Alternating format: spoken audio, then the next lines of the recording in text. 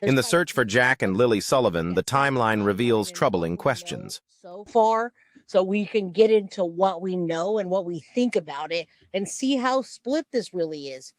Ava says he was asking, yeah, he did ask for the polygraph right away, and he seems concerned. Again, my concern with him, Ava, is that he's inserted himself into the search. He's inserted himself into everything. And many people that insert themselves into things may have something to do because they want to know more. I'm not necessarily saying that. I think the last two people that supposedly saw them alive, so to speak, were Daniel and Malia. So you have to point fingers. It's like Katie Proudfoot. You have to say Katie Proudfoot was watching Sebastian. He was on her clock, so to speak, and then he went missing. All right. So Under the Missing Moon says I'd say they both would know. All right. So I mean, red flags. Daniel's adamant there's no evidence he ran ahead of helicopters. People also from the area are saying that he may have done something with the children. When he told Malia they were missing, he immediately ran and jumped in the truck and then bolted somewhere to go look for them. Did he drop them off somewhere? Did they both know? Is it just him? Is it just the mom? What's happening? Now, Remy says law enforcement always starts at inner circle. Absolutely. And that's why we do. That's why we do, because we're following what law enforcement does. And we know the game, right? We've seen Chris Watts' case break wide open, and we know what to look for. All right. So here's some of the timelines. This just came out June 2nd. So this was yesterday at 11:14 a.m. I didn't cover this case, so I'm a day late. All right. All right. So let's just take a look at some key things. Here's a timeline of what we know so far. May 2nd, sister and brother aged 4 and 6 were reported missing. All right. From their home on Gairloch Road in Lansdowne Station, which is about 30 kilometers from New Glasgow, Nova Scotia, in Canada. The stepchildren's father, Daniel, said Lilly and Jack were home Friday morning with his partner and their baby. They don't even say her name. Malia, that's their mom. He said when they noticed the children were missing, they immediately ran outside to look for them. He says, I was ahead of helicopters, ahead of drones, screaming loud as I can until my throat hurt, running through water that was up to my waist, he said. They hate being wet and cold, so they immediately would have come back into the house. The only 2 footprints are right beside the house facing the road. That's it. Don't you find that unusual too? How could there only be 2 footprints right beside the house facing the road? That really doesn't make sense. It feels like somebody planted something. Were they by the road and someone just drove with the truck and picked them up? How is that possible? I don't even know. All right. And I don't think we know anything. We do know something. We do know a lot, actually. We know a lot of what we've seen in the coming days. And we know that the police are being shy about giving too much information. All right. All right, let's keep getting through this. So there's Daniel. I gotta say, guys, I'm not trying to downplay what he's doing. He is the only person, and I felt like that was a dig at Malia. He's the only person out there looking, putting pictures up, pleading for them to come home, taking polygraph tests, and cooperating and not disappearing. Now, I can't say that Malia is not cooperating. I don't want to tell untruths, but she's not present. Why didn't she go to the vigil? Is anybody threatening her if she goes to the vigil? Is she that scared of him? I mean, are police not there? I'm confused. My mind's spinning. If the whole town or the whole area was doing a vigil for my children that were missing, I would be there rain or shine. Maybe I'm wrong.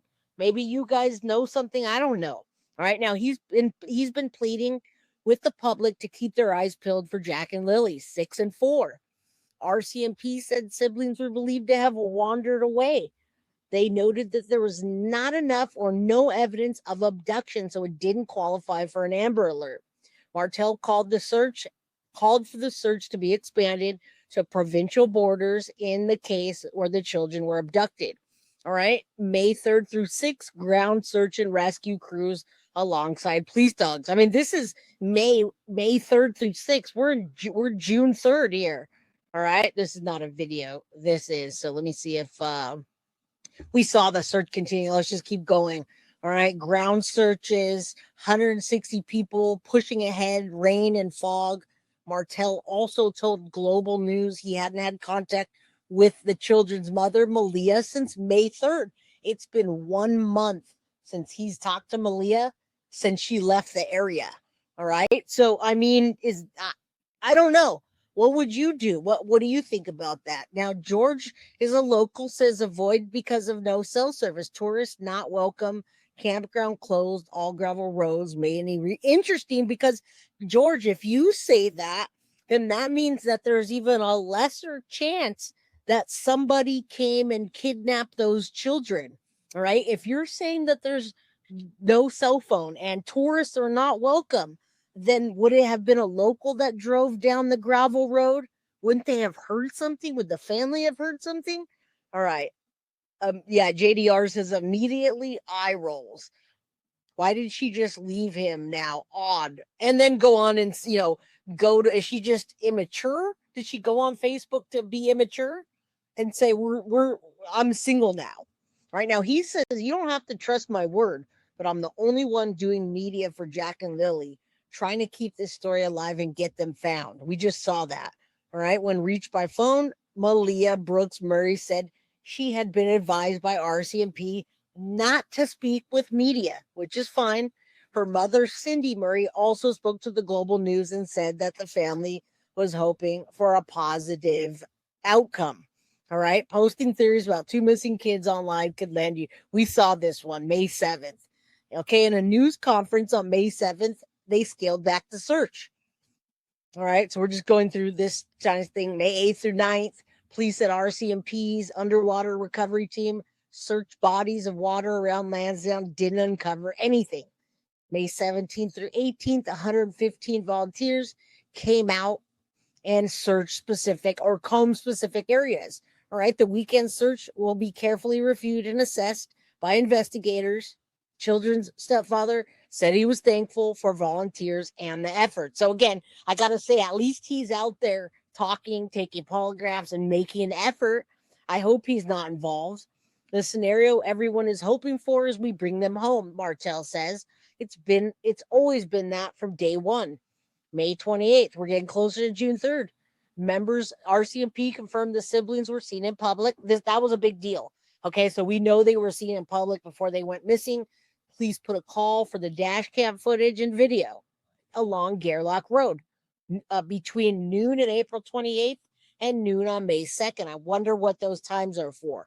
Martel told Global News he had taken a polygraph. We just saw that. He says, I don't have the results, and I don't know if I can share those results, but they were good in my favor. I'll say that. June 1st through 2nd, this weekend, search resumed around the family's home, Gerlach Road, 2 days of targeted search. All right. We don't see much. Amy Hansen, Colchester County Ground Search and Rescue Manager, said the weekend search was focused on Gerlach Road area along the pipeline trail, where a small boot print was previously found. A crew of 75 first resumed the search on rainy conditions on Saturday. Now, we noticed it went from 160 or 170 to 115, now to 75, alongside 3 drones and 7 drone operators. Heavy winds and incoming geomagnetic storm kept drones on the ground on Sunday, which was 2 days ago. Searchers hadn't uncovered anything new by mid-afternoon on Sunday, and a discussion will take place with RCMP. All right, so that's that. I'm going to show you about the vigil. That's important. And then I'm going to go to the Facebook group and show you what I'm talking about. Okay, let's see what everyone's doing. Welcome, 261 people in here. Hit the like button. Subscribe if you haven't. Get a membership if you can. And if you have the means to gift a membership like Foxy did, please do so. All right, I do appreciate it. It's all back to the channel, guys. All back to the channel. Stolen Spirits, I can't even know how to say that right. I'm just going to say Stolen Spirits, welcome. Good to see you. All right. Good to see everybody. All right. Summer Wells' parents passed the polygraph. Thank you for letting us know that. Goldilocks says, I think mom's a little touched, if you know what I mean. Interesting. I don't believe Daniel saw the kids that morning. He was just going by what the mom said.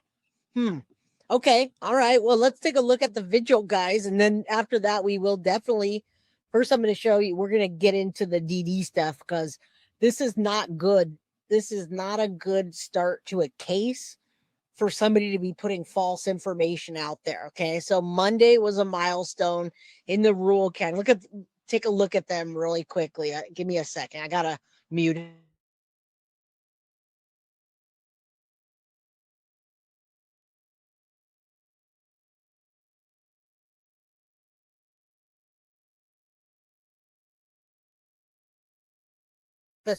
Okay, I was muted. I muted myself to talk to somebody. I'm back. Okay. Heidi Chavez, you made a live. Welcome. We're looking for Jack and Lilly still 1 month later.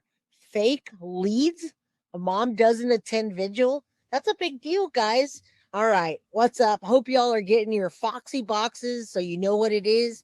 You never know when we're going to pop up and give a Foxy box away. So please do me a favor and hit the like and comment in the comment section to have a chance to win anything that we give away. All right. So let's take a look at the vigil and we'll actually see it. Okay. They marked it with a candlelight vigil yesterday at 8:30 p.m. in Nova Scotia. All right. There's the massive search at 10 a.m. 160 volunteers. Footage in here.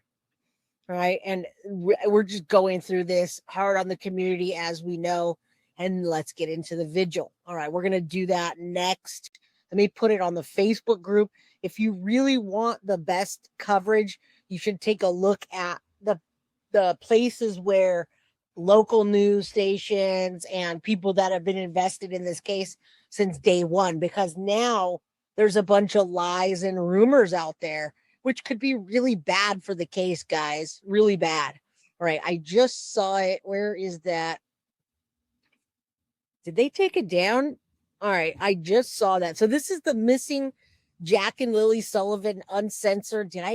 Is this the right one? I had the vigil earlier, guys, and I don't know if I passed it up. They showed a vigil on TV news. A reporter was taking Daniel, and he asked people to stop beating up on Malia on social media.